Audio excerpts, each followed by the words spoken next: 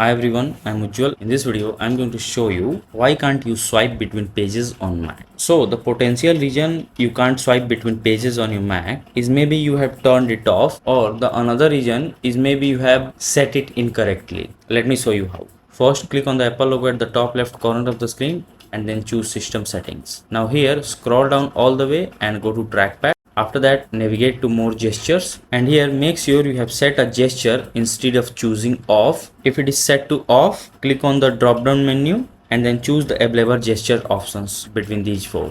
Most Mac users choose scroll left or right between two pages. One more potential reason why can't you swipe between pages is maybe you have chosen swipe with three fingers accidentally, and you have done it accidentally, so you don't aware of this. You have accidentally chosen this option, so obviously you are not aware with this, and you think that you have set scroll left or right with two fingers, and you are continuously trying to scroll left or right with two fingers to switch between pages forward or back. So that's the reason maybe you think the trackpad swipe gesture is not working. So from here, choose any option and perform the action accordingly. It will work for sure. So that's it. If this video helps you in any way, then do like it and subscribe to the channel.